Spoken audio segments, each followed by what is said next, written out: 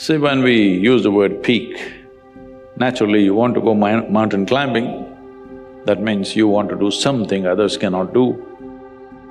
Not necessary, because the peak is not in what you're doing outside, the peak is in the way you experience it, isn't it?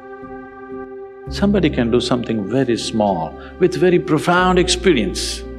Somebody can be doing big things without any sensitivity to what's happening around them. So essentially, what you're looking for, just look at this as yourself as a life. Right now you become so many social entities, you may be lost in that, but actually you're alive.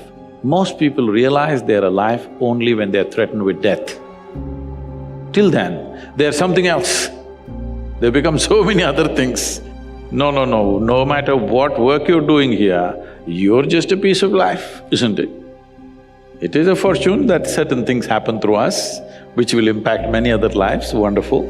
But still, this is a life. Only if this life functions in its best possible way, everything else will happen. Best possible way means what? Is this very clear that you're not taking your own apartment when you go, when you die and leave? You're not taking… They tell me you're creating very nice apartments, you're not going to take it, right? Your own accommodations you can't carry, you know that. So obviously, the only thing that is left here is the profoundness of your experience, isn't it? How profound is your experience? To make our life profound, somebody says, if you have education you can do this, well, everybody went to the university, I didn't. Somebody said, if you have money you can do it, everybody ran after it. Somebody said, if you can get married, it'll happen, everybody got married. Somebody said, if you have children, then it'll happen, everybody did that. Somebody said, this is not it, you must get power in the world. So people ran after that. Essentially, what should happen inside you're trying to cause from outside. What should actually happen within you, you're trying to cause it from outside. Yes, it is possible, sometimes it can be stimulated from outside, but it has to happen within you. All human experience comes from within you, is that so? Your joy and misery, pain and pleasure, anything, agony and ecstasy can only happen from within you.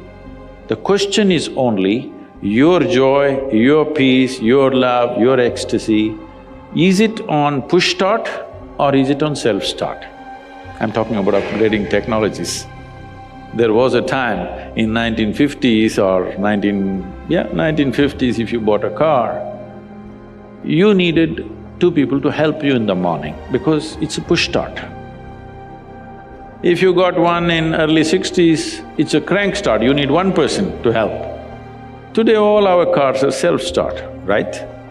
Technological upgradation.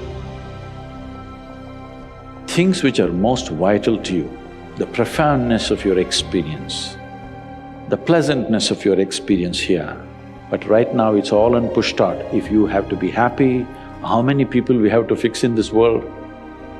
If you if you have to be peaceful, we have to fix the entire world. So there is an endless amount of conditions for your experience to be in a certain way. And in pursuit of human well-being, we've turned the world upside down, we've ripped the planet apart, but still we are not the most joyful generation. We are definitely the most comfortable generation ever. Never before another generation of people have enjoyed these kind of conveniences and comforts as you and me are enjoying right now, isn't it so? Never before. But can we say with all these comforts we are the most joyful generation? No, not true. I'm not saying we're more miserable, but definitely we are not the most joyful. Are we peaceful? No. Are we loving? No. So our experience of life is still like how the caveman's experience was. Same anxiety, that guy was worried, where's my food? You're worried, where is my next apartment? Endlessly, you think it's different, it's not different. It's rudimentary, isn't it? Hello? The idea of organizing our survival process the way we have organized is, we need not be concerned about it, isn't it so? Hello? You open the tap, water comes. Don't think it's small, it's a small thing. Just 100 years ago, water means you had to go to the river. with a pot on your head. So today, all this convenience that we did, why? Because we don't have to concern ourselves with daily survival. Everything is organized. Now we believed if all these things are organized, we will sit here blissed out. Well, that's not happened. It's not happened simply because we have not taken charge of this. So peak of human life does not mean you climbed Mount Everest. I have gone up Everest, you know that? Oh, you didn't know. Somebody went up there and took a photograph with my picture in his hand. So I believe I've been there. It's much safer. It's much safer. More sensible too.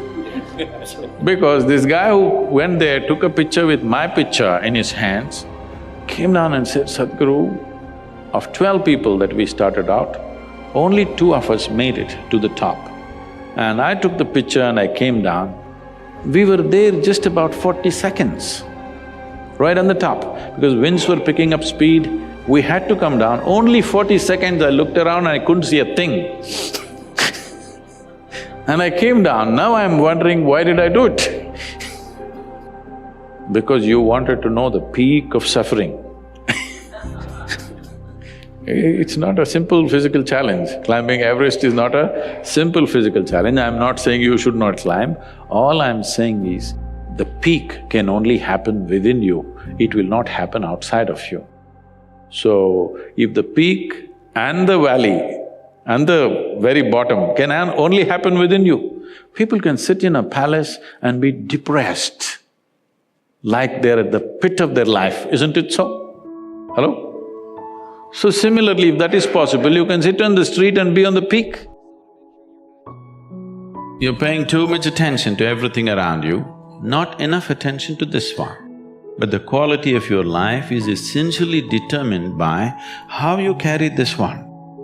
Yes or no? This moment, what kind of clothes you're wearing, what kind of car you parked outside, what kind of home you live in does not determine the quality of your life. This moment, how joyful are you feeling within yourself determines the quality of your life, isn't it so? Nothing has been done about it. You think it'll happen in consequence, and you're setting impossible goals for your happiness. If I have to be happy, my wife should be like this, my husband should be like that, my children should be like this, the world should become some other way.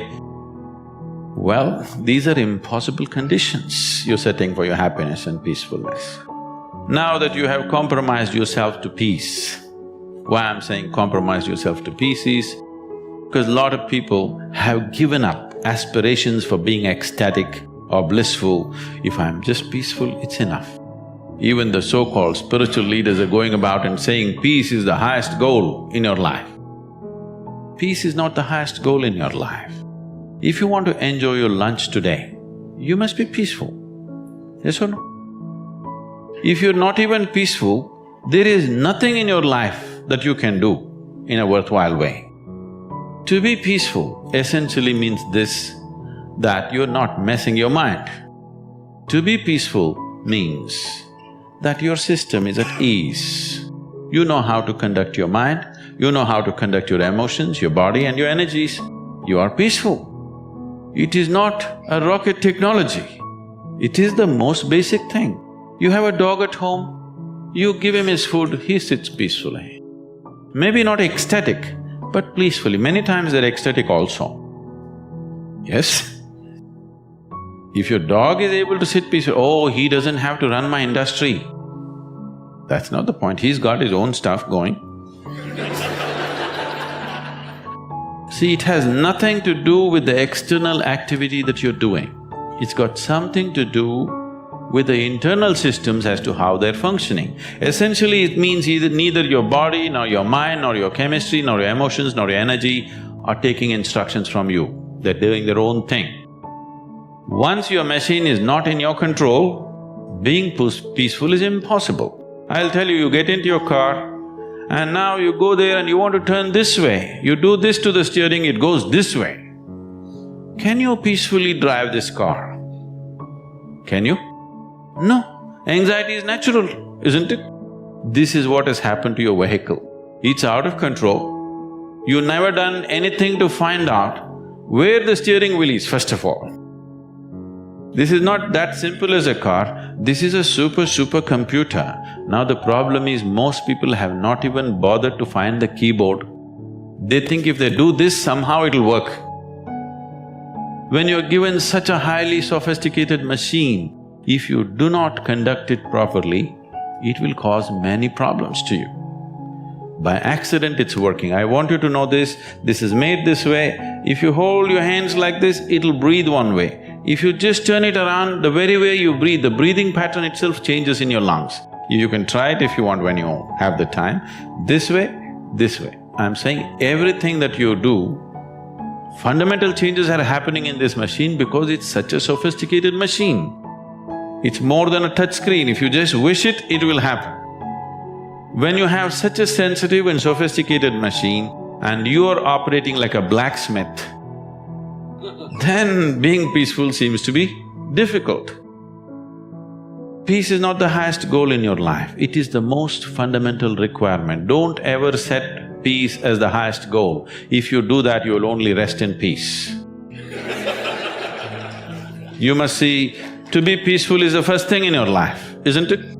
If you want to do anything sensibly in your life, if you want to conduct any situation in your life sensibly, to be peaceful and happy is fundamental. Anger happens to us, resentment happens to us. No, these things we are creating. We have the power to emote. We can make it love, we can make it joy, we can make it ecstasy, but people have chosen to make it tension, anger, resentment, hatred, they've turned it that way. Now they will claim this is because life has been unfair to me. Life has not been fair to anybody. Life is simply rolling, it's for you to learn to ride it. Sometimes we're in uncomfortable situations, sometimes we're in comfortable situations. Sometimes we're in situations where we know exactly what to do, sometimes we're in situations where we don't know what to do, sometimes somebody else is controlling the situation, sometimes you're controlling the situation. This is how life is. If you are constantly stepping into unfamiliar situations in your life, that means you are growing at a rapid pace. If you are constantly in comfortable situations, that means you are a stagnant life. So if you look for comfort, if you look for a comfort zone, because the moment your thoughts and emotions are going to torment you with external stimulation that happens, what will you choose? You will choose a comfort zone. This means you will limit your life.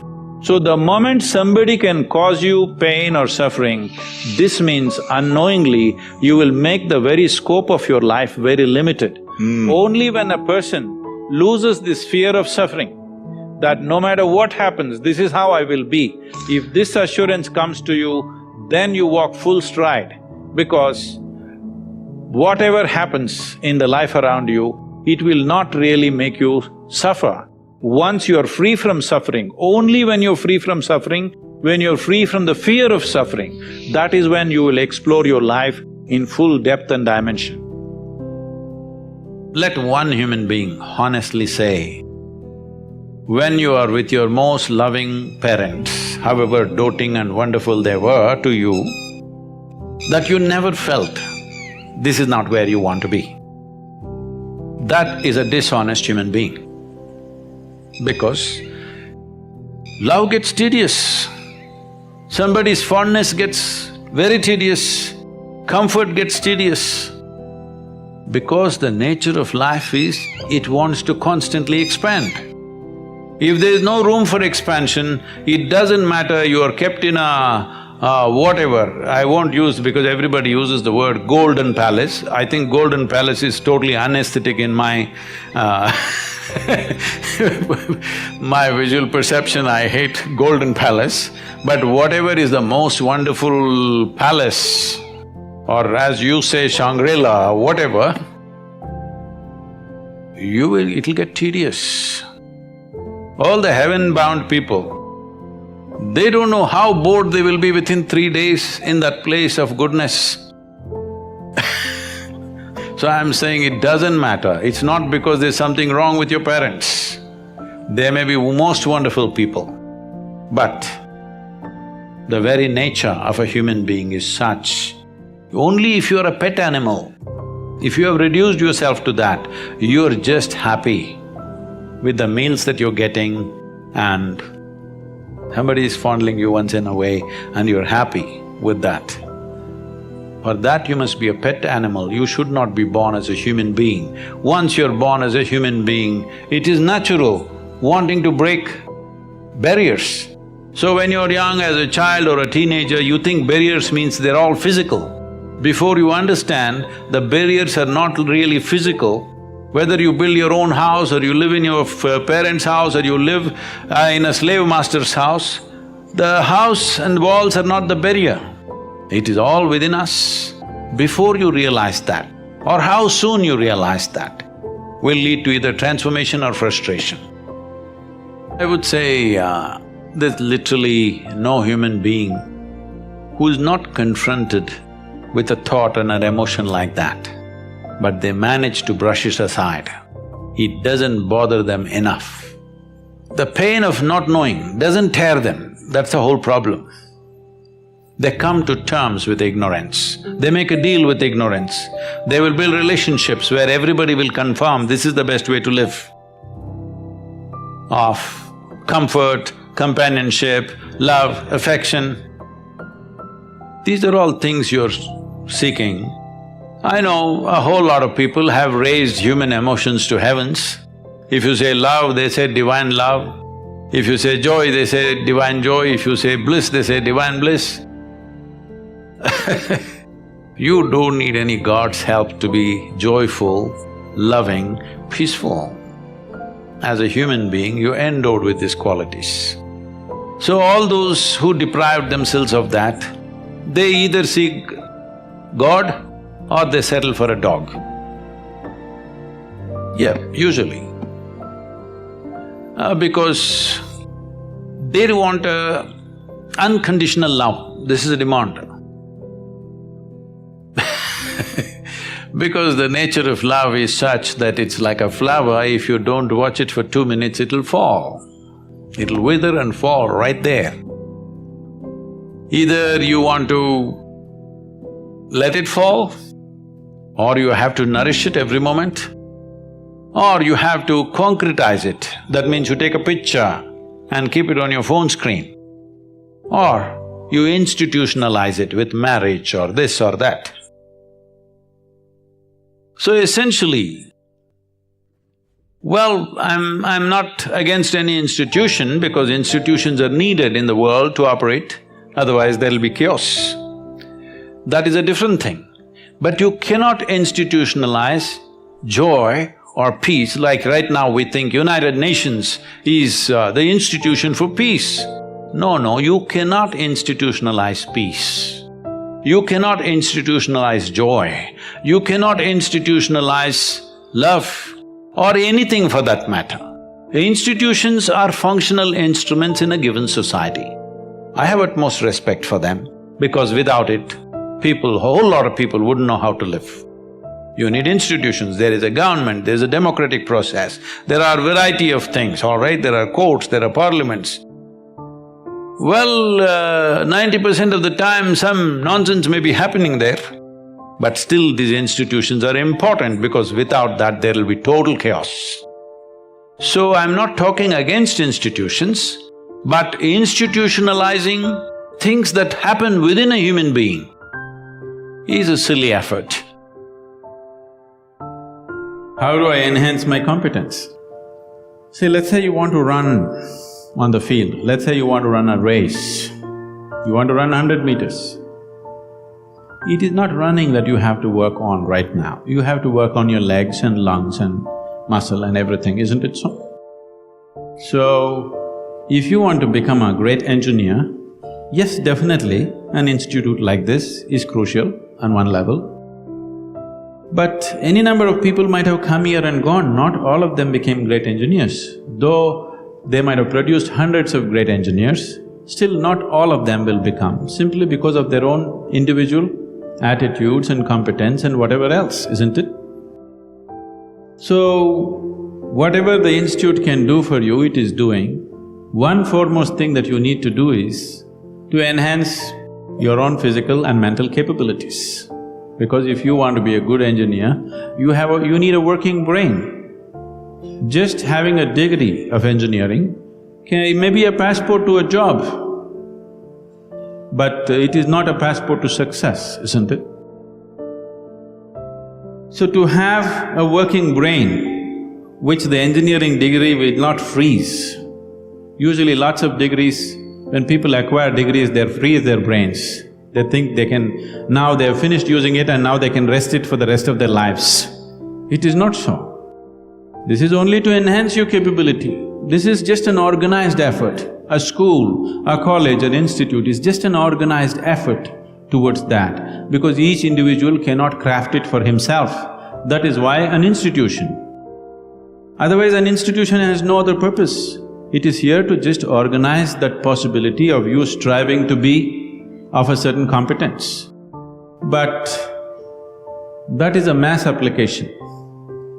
But as an individual, your most important thing is, you as a human being, you are functioning at the fullest level. If that has to happen, there are other dimensions which one needs to explore. Unfortunately, though these sciences and technologies for inner well-being have been the mainstay of this culture for thousands of years, today we are largely losing it for various reasons, because we want to imitate somebody else. We don't want to imitate our grandfather Topiwala anymore. We want to imitate the hat seller from another country. Because of that, we are losing those things, but we should not. We have to bring it back into our lives. This is very much a part of the way the culture itself is structured, that it is all about the human being. See, this is the only culture which talks about, which even an illiterate person in this culture is aware of, that you can actually evolve to another dimension of existence.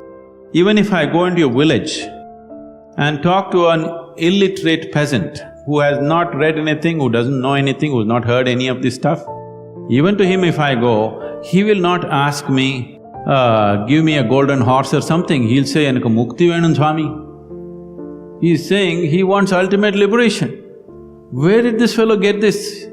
Nowhere else on the planet this is possible. Nowhere else on this planet is it possible that an illiterate person is thinking that he can break his present dimension of existence and go to another place, whatever that place is. So, this was bred into our culture so deep, we should not lose it. It was not just the idea, there are technologies to become free. If you became free from the process of your body and the process of your mind, if you can sit outside of it and work it, you would work it brilliantly, do you understand? You would be able to use this body and use this mind only when you are able to not treat it as myself. These are powerful instruments in your life. These instruments can be employed the way you want it, only when you have an outside access to it. We are a social animal, we human beings, social animal. And particularly in modern time, the reality, economy, environment, and many things heavily interdependent. That's the reality. Unlike, I think, past sort of as the ancient time more or less independent, self-sufficient. They say not depend on your interest or your future, not depend on other. Now, completely change.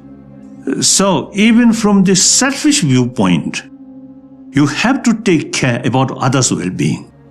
You just think yourself, the blind selfish. Think yourself, forget other, or worst thing, exploit other, cheating other, bully other. Ultimately you suffer. Through these mischievous way, you may gain some temporary sort of benefit, but in deep inside, you feel uncomfortable. Then eventually, you truly become a lonely person. Nobody loves you. Nobody respects you.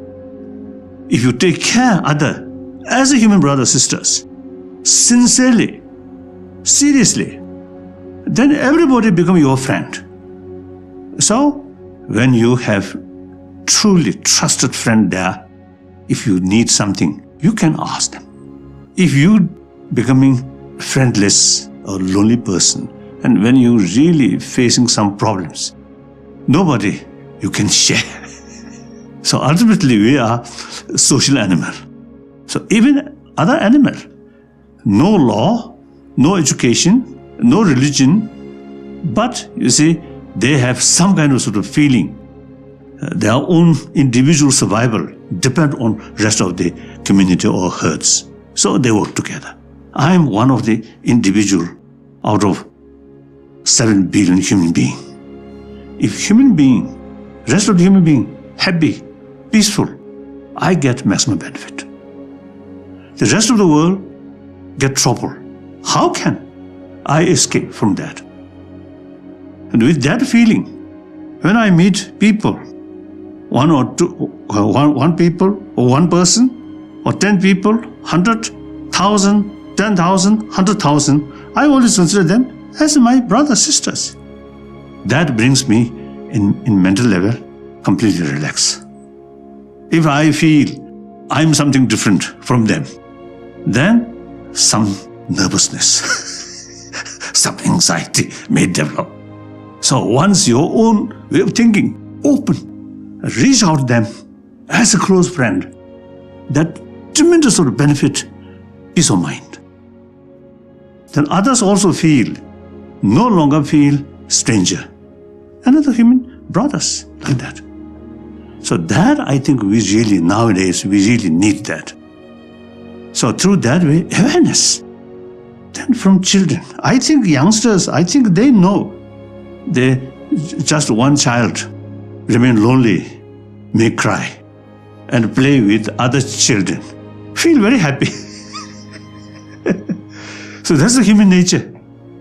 So sometimes we grown up, then we always calculate, if I make friendship with that, how much I get some benefit. Or make friendship, then I can exploit or something.